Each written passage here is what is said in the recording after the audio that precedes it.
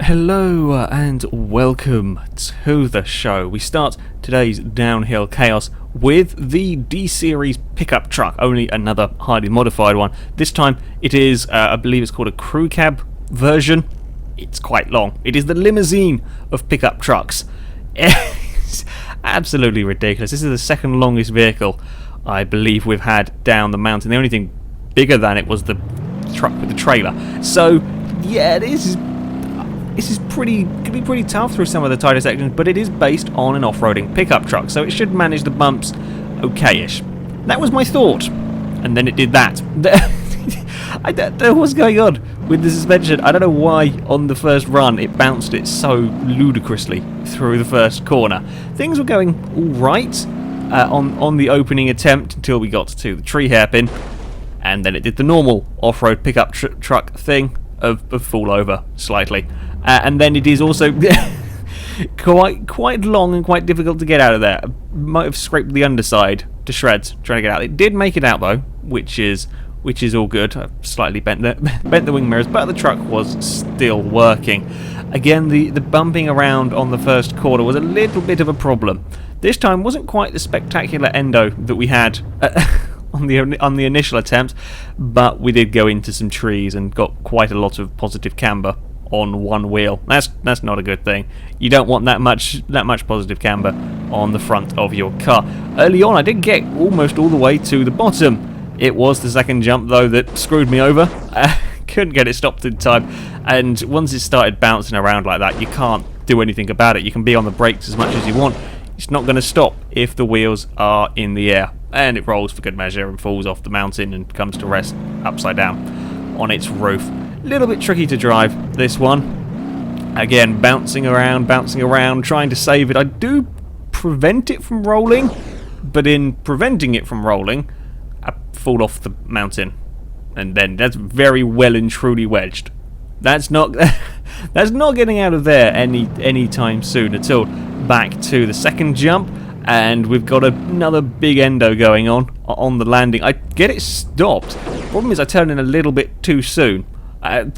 Sort of trying to compensate for the sort of the length and such of this car, and in doing that causes trouble, and I roll it again, and we fall off the mountain, and we're stuck at the bottom of another hill.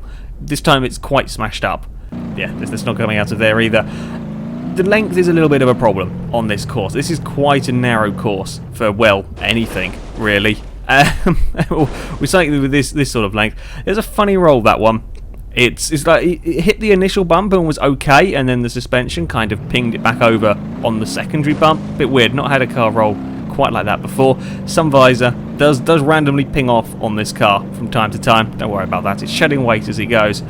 On the actual run, this one, we were fairly nice and smooth through the first section. We didn't get too much of a bounce. It was, you could see, there's a little bit at the back end sort of trying to move around, but it's okay. It's just about under control through the opening sections.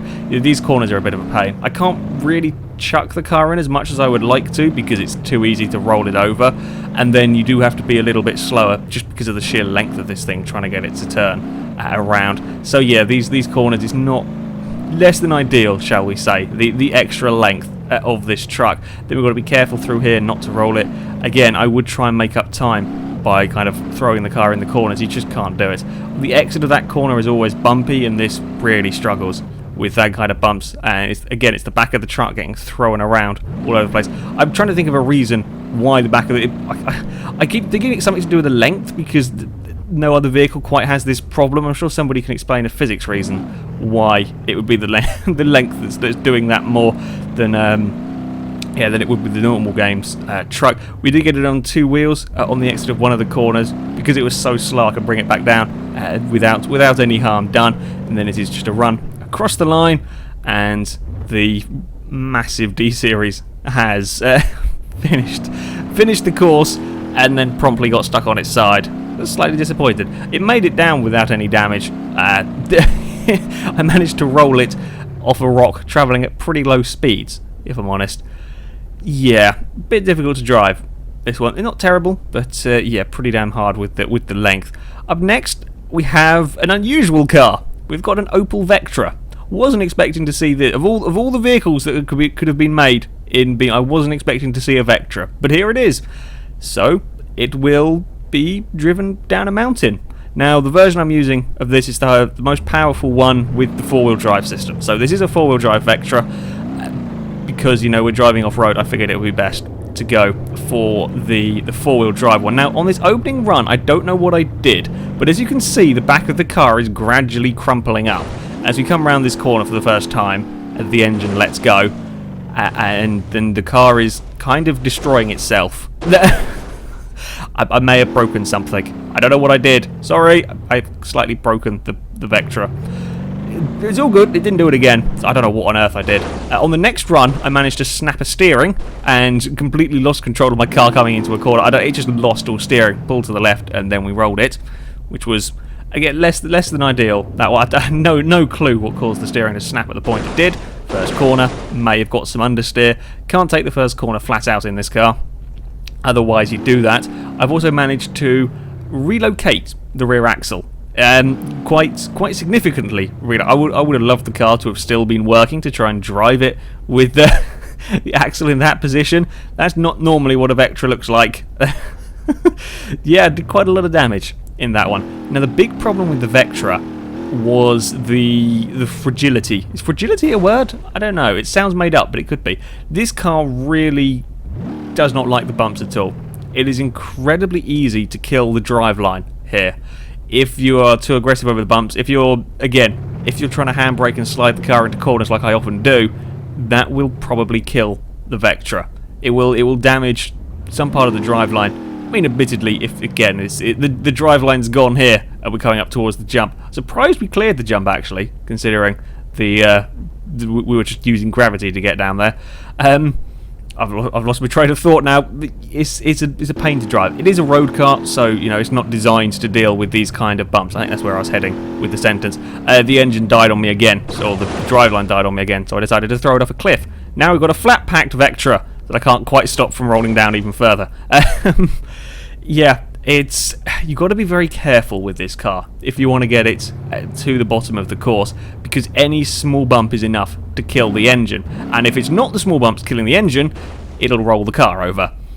I wasn't expecting that to be a problem. Like I'm not surprised the car struggled with the bumps. I'm a little bit surprised perhaps at how easily it broke, but that's to be expected when we're talking about a road car.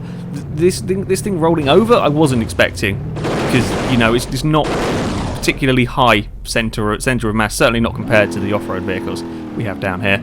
Again, we've lost the engine just as we got towards the end of the course. It's very annoying doing that, but there's always the big concern here with a car like this. If it's so fragile, that second jump is a little bit of a pain. Into the first corner, I got brave, tried to take it flat out again. Nope, definitely doesn't work. Amazingly, after all of the braking the minute we go over a small bump, the Vectra was still working on this one. It survived all of that, the roll, and it wasn't driving. It was pulling horrendous. Well, the front wheel, as you can see, quite badly bent, but it was still working, which is pretty surprising. We are coming up towards the third corner for a very unlikely roll. I mean, I've rolled a couple of cars there before. I think I rolled the Datsun and something, maybe the Chevrolet.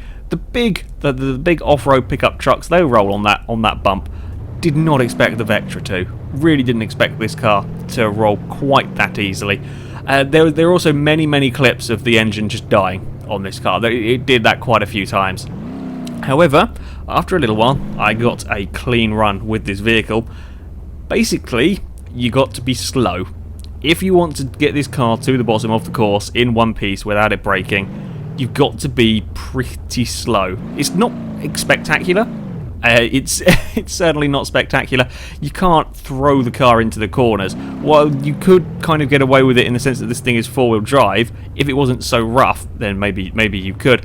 It's just it will break, basically. So you have to be slow through the corners. There's no massive handbrake slide to try and get around this course. It's avoid all of the bumps that you can. This bit here is horrible. I kept thinking the car was going to break. I never had a problem on the exit of that corner. The car braking. That's where some of the worst bumps are. I don't know why. I never had a problem there. But, yeah, we got away with that. The second jump, we hit pretty heavily on the ground. Again, we survived it this time, which is... I'm pretty glad. As you can see, though, it's doing a fair old bit of damage to the car.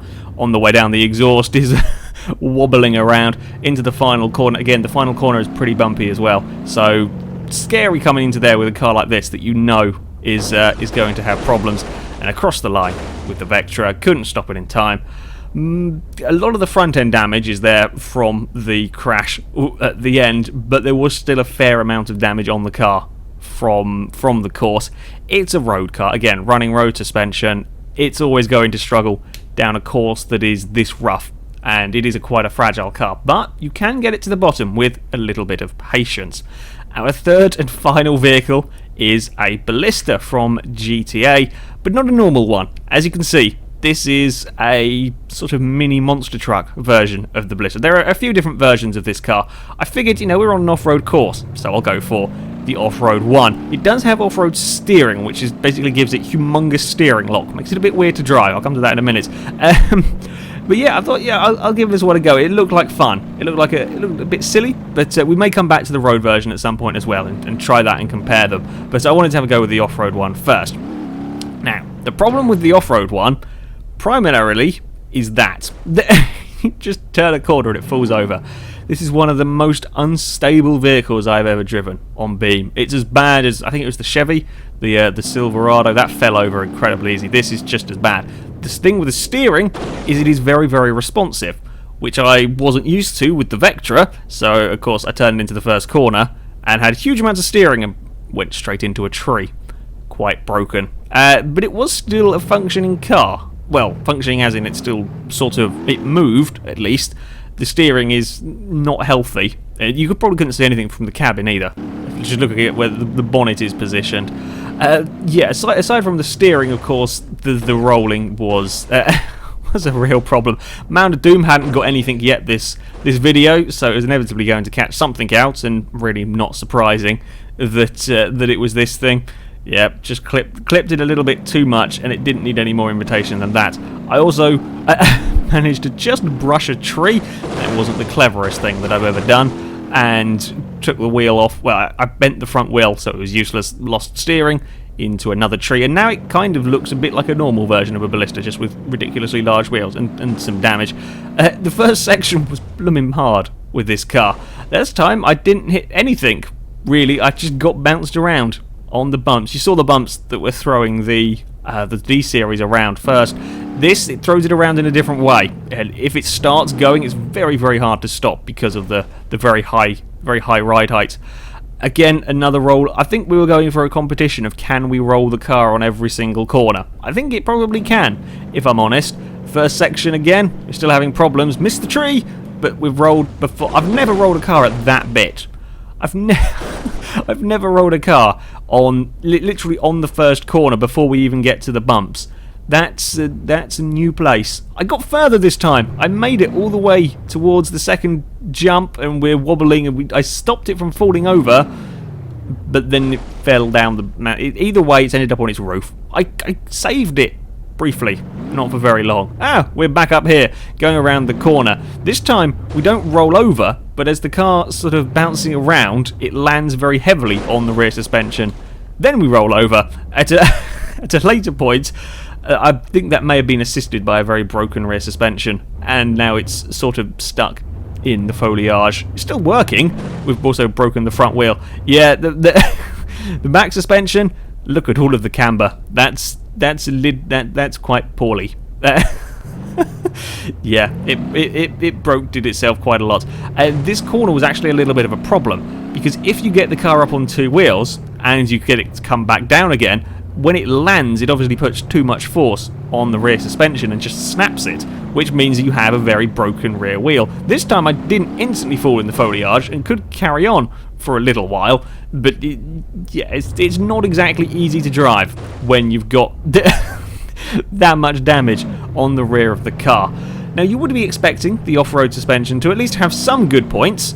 I was struggling to find them at this particular moment in time, coming up to the jump. Still didn't make it. We've done some more. I'm pretty sure this car spent as much time on its roof as it did on its wheels around here. Again, we're on 2 wheels through first part of the corner, and again we're on 2 wheels.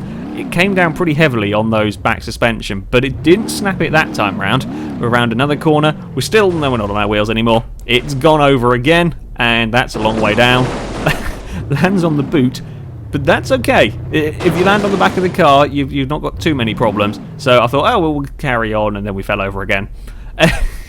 It really is quite ridiculous, this car. I'm surprised it was still working, actually, from that huge fall. It's now a strange new model of car.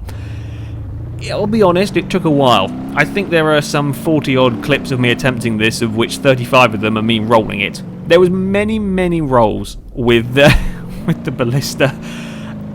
Again, the trick with this car, much like with the Vectra, is you've got to be cautious. I did go over the Mound of Doom on the clean run. Managed to get away with it because I wasn't going too fast. Again, the trick with this is you've got to be a little bit cautious. I can't go on maximum attack down this route, because the minute you try that, you're going to roll it. I can't sort of slide this car through the corners at the high speed like you could with some of the high-powered four-wheel drive vehicles I've had here, because it just falls over. It's far too easy to fall over around here. So you've got to be cautious. You've got to go easy on the throttle through the corners. You've got to brake a little bit earlier for some of these sort of things. The advantages of the off-road suspension, such as from this bit here, I can kind of put some of the power down, but then of course you have the disadvantages of it falling over. In the end, I'm not actually sure that this is any quicker than it would have been if I'd run the normal version, which we'll try that at a later date, because the off-road suspension, yes, it deals with the bumps, it deals with all of that okay, but then the extra ride height, causes it some problems. I also think, just looking at that there, I'm not sure if I didn't damage the front tyre. It looked broken coming into that corner after the second jump. Seems to be alright there. I don't know. It also looks, by the end, as if the back suspension has taken a bit of a pounding. The way the wheels were cambering there, it might have taken some damage on the way down to the suspension. It's quite hard to tell. But it made it to the bottom of the course without, on that run, without too many scary moments. It's got wedged in a building. I can't get it free. It's a tough car to drive, the Ballista. It's just so much ride height. Anyway, on to the times, and it is the Vectra that is the quickest of the 3, with a 1:23.2. That's pretty good going, actually, for a road car. It puts it just behind the four-wheel drive Pigeon. It's faster than the game's supercar. It's quicker than a Jeep Cherokee. I'm pretty impressed with that time, actually. All things considered, the Vectra did mighty well down here, considering it was so fragile. That was a bit stronger. That could be quite a bit faster. Further down, we have got the Crew Cab D Series at 25.9, just shy of the monster truck time, a little bit quicker than the racing Cadillac. Is so long. But basically, with that car, trying to maneuver it around some of the corners, you just can't carry the speed. That's the downside with the D Series. But it is still an off-road pickup truck. It deals with the bumps okay. Still four-wheel drive, still relatively quick. So a half-decent time from that. And we have to go quite a bit further down to find the off-road Ballista, a 1:30.4. Yeah, you've got to be so cautious with that car. You've got to be so careful. And there was, I think after the second jump, I had a little bit of a problem getting it turned as well for the next corner. It's easy to lose a lot of time with that car just trying to stop it rolling. It was quite fun driving it down here. Certainly a challenge to complete this course. Anyway, that is it for this video, guys. So thank you very much for watching. The links to all the mods used shall be in the description, so you can go and give them a go yourself. However, until next time, goodbye.